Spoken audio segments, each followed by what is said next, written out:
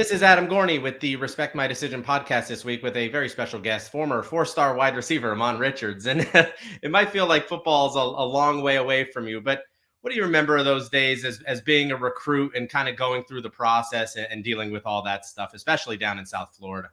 Yeah, it was really fun. I'm kind of just now that you said, I'm thinking back, like, going on the visits, all the coaches like calling and texting every day, fans and stuff adding you on Twitter, trying to get you to come to their school. So it was fun times. It was fun. It's definitely one of those like once in a lifetime experiences.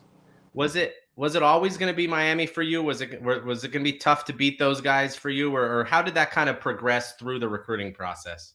Yeah, so I remember at one point, I was pretty much, world tide. I was all Alabama, and then Coach Rick got hired at UM, and I just remember on my Georgia visit when I went to the camp in the summertime, I just remember how nice he was and just how structured it felt, and just like how everyone respected him, at the campus. So I would say once he got hired at Miami, I was just kind of like, hold on, let me take a step back and see who they're bringing in and see what's their plans going forward. And I talked to Coach Rick, and then Coach Dugans came around, and we talked for like a couple weeks. And I was just like, yeah, I think this is the place. It just made sense. I felt like all the right pieces at the time definitely came together. Or else I was definitely going to Bama. So Yeah. What's that like going through the recruiting process? One, saying no to Nick Saban must have not been easy, but then you get a new coach in there, kind of a new spirit and a new excitement, and then you're in your own head about what you should probably be doing, right? yeah, so saying no to Coach Saban obviously is hard. I mean, the fact that he came to my house personally and was on my couch eating pizza, just kind of having that relationship built up, and then to have to say like, I'm gonna stay home and go to the Canes. I think it wasn't easy, but I think when you realize the decision at the end of the day is for you, and that a lot of these coaches, they've been doing it for 20 plus years, so they're not going to lose sleep at night over this, but you can Right. definitely change your family's future, you and your family's future, forever, based on this decision. So I was like, let me. That's the only time I say like recruits have to be selfish and really think about put themselves first in their family. So it was hard, but end of the day, I live with that decision. I'm actually, still to this day grateful. I made that decision. Yeah. You get to Miami and things are going well, and then the neck injury happens. And Yep. how first of all, how did it happen?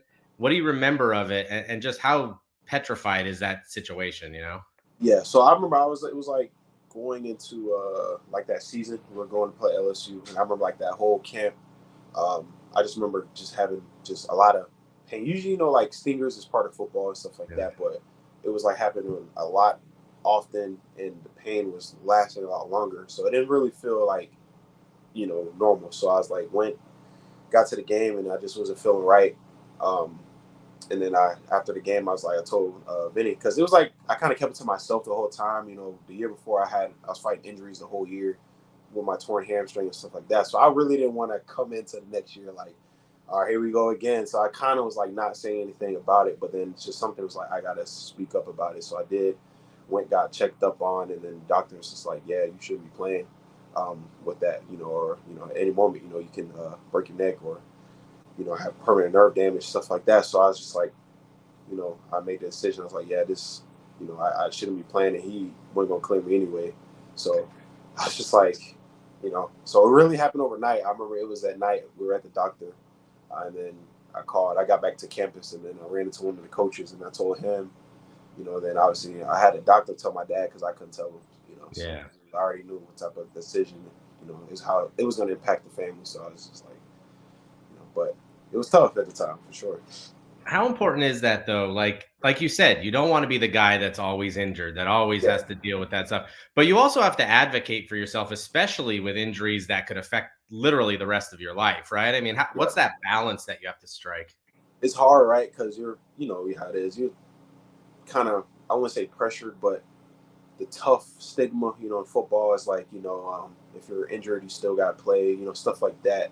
I think it's important for, athletes to kind of listen to their bodies and understand, because I know plenty of guys that, go out and they're to this day dealing with permanent injuries that they sustained during football days that probably could have been prevented, or maybe they sat out a game or two, or maybe a year, or whatever the case may be. That once their playing days are done, they might not be affected by those injuries. So it's hard, because it's like it's a barbaric sport. Yeah. Testosterone, all the guys banging around all day. You don't want to be the weak link. So I know plenty of guys they play injured. I know guys that's playing through torn labrums. I know guys that's playing through torn hamstrings, high ankle sprains. Cracked ribs, all type of stuff. You hear. So I would just advise them. Just continue, just take care of your body. Try to get checked up on, and just try to take care of yourself, because once the playing days are over with, in the real world, no one can go out, throw you a football pass here. So you got to live with whatever you put your body through once those days are over. So you deal with that news that you're not going to play football anymore, which obviously has to be very heartbreaking. But did you always have that entrepreneurial spirit, or did you say, now I have to figure something else out?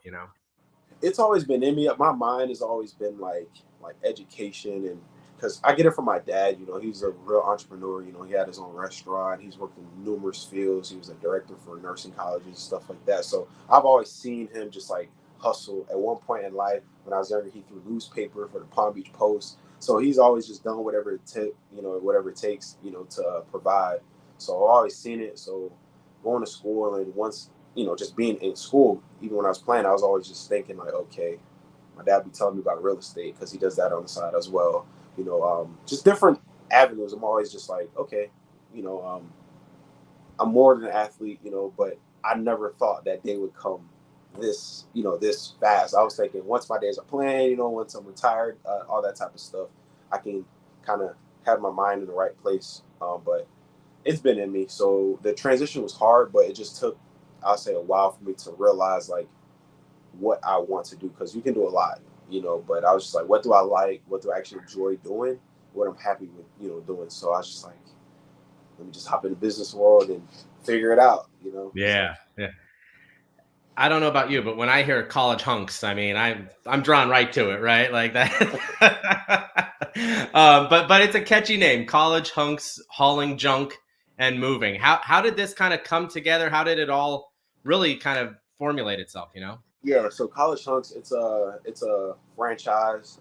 It's been around for about, I think, I want to say 2004, if I'm not mistaken, or 2006. Omar Solomon, one of the co-founders, went to University of Miami, and that's kind of where it all began. So right now there's about 165 franchises. I was actually in West Palm at the time, and one of our partners, Mike Murphy, he owns Toyota dealerships. He reached out to me. He was like, "Yeah, I got this friend named Omar. Has a company called College Hunks. They started. They do moving and like junk removal." And I was like, "College what? Like, what do you mean college hunks? I never heard of it." you When I know. hear of college hunks, I think of something else, right? So yeah, that's how it started. So he's like, "Yeah, we want to start one in Miami. We think it's the right time, and at this moment, we think you could be the perfect fit to kind of join in. Considering I went there, he went there. The colors obviously as Yeah. well. It just made sense. So we met, talked for like a week. I flew up to Tampa, and we got to organizing everything and getting everything squared away, and we came to an agreement, a partnership, and here we are. We started it this year, and this is about what, our ninth month, going our eighth month business. So yeah. So do you kind of see NIL deals being a part of this? I mean, obviously the Tyler Van Dyke video is definitely interesting and things like that, but is that something that can kind of continue and maybe separate yourself a little bit? Yeah, so I think NIL is important, definitely for us. Here at College Chunks, we strive to build leaders, and I think the type of people we bring in here, and as far as just College Chunks and the type of guys we want in NIL, they kind of align. Um, just like someone like Tyler Van Dyke is like someone we want like here, like in College Chunks. We want to have that type of leader in a position here at College Chunks. So it was a no-brainer. We looked around like the state of Florida, especially Miami, and we're just like, Tyler Van Dyke, that's the guy that, he's the epitome of what we stand for here at College Chunks. So I was just like, okay, let's do it. So Omar, got with Tyler's agent and stuff, and they came up with all the different requirements and all that type of stuff, and then you know we went and shot the commercial, and it was very easy. It felt right. We didn't feel like, well, at least in our eyes, we don't think he felt like, well, we know that he didn't feel like it was like something awkward or Sure. whatnot. Because when you're dealing with good people and everyone has like the same kind of vision and the same kind of heart, it makes everything go a lot easier and a lot quicker. That's what we plan on doing though. With NIL here, College Hunks, we definitely want to, you know, be like that, that main company there at the University of Miami, because those guys are, great. The kids there are great athletes. Not only that, but great people, and they're helping us same way we're helping them. So our Yeah. returns are great. And they're taken care of as well.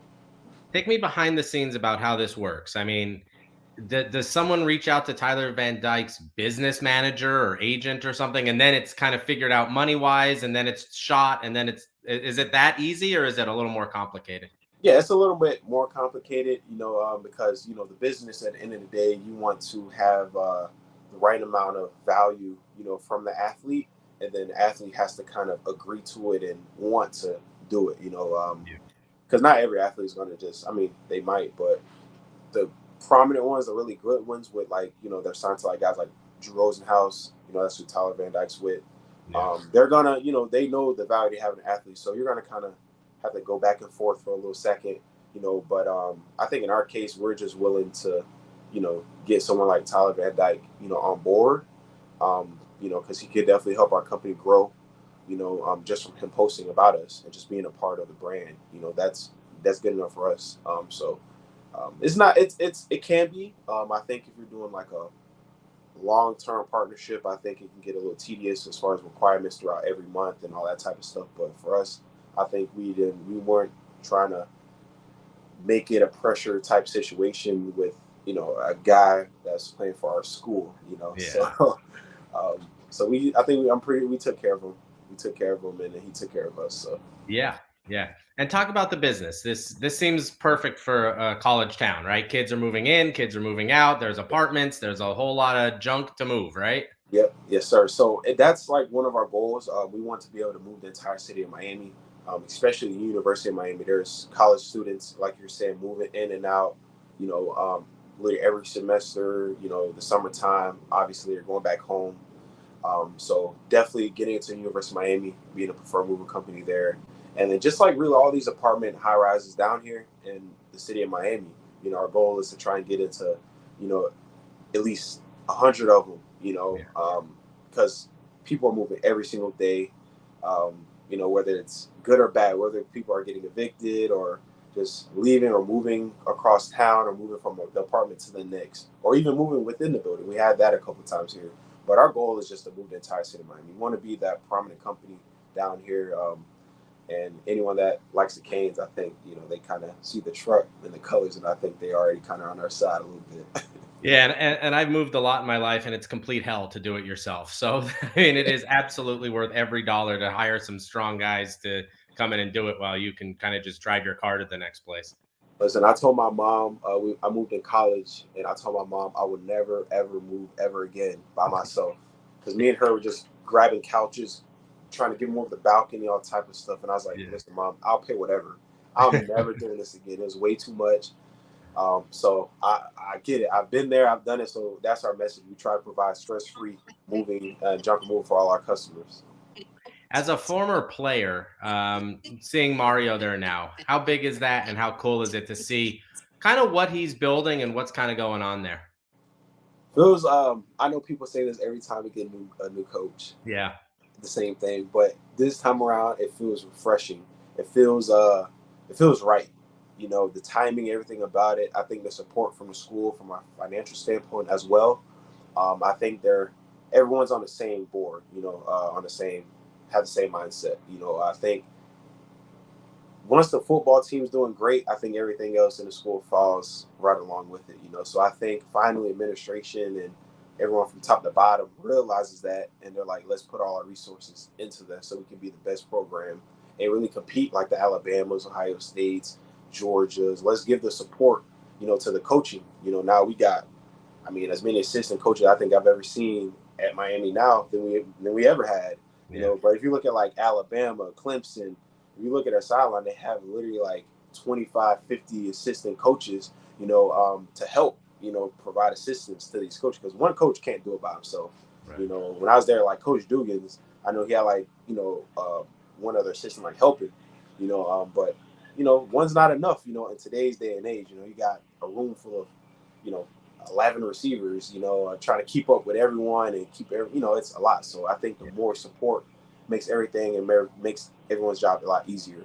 And I think that's one of the biggest things I've seen, changes wise, from school, besides just like NIL and everyone actually trying to get back and help the school out. So Are Canes fans going to be as excited in a couple weeks after going to Texas A&M, or is there's still a building here we process? go. Hey, here we go. Hey, listen. Yeah, right.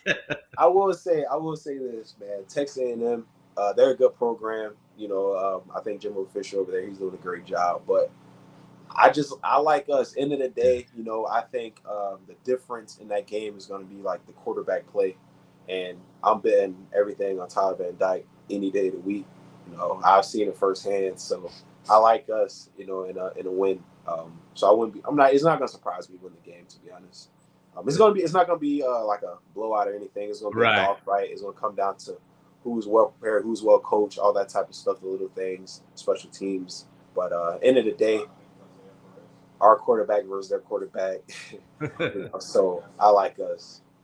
Awesome. That is Ahmmon Richards, former 4-star wide receiver. If you're in Miami, check out College Hunks Hauling Junk and Moving. Great name, Ahmmon. Thanks for joining me today, man.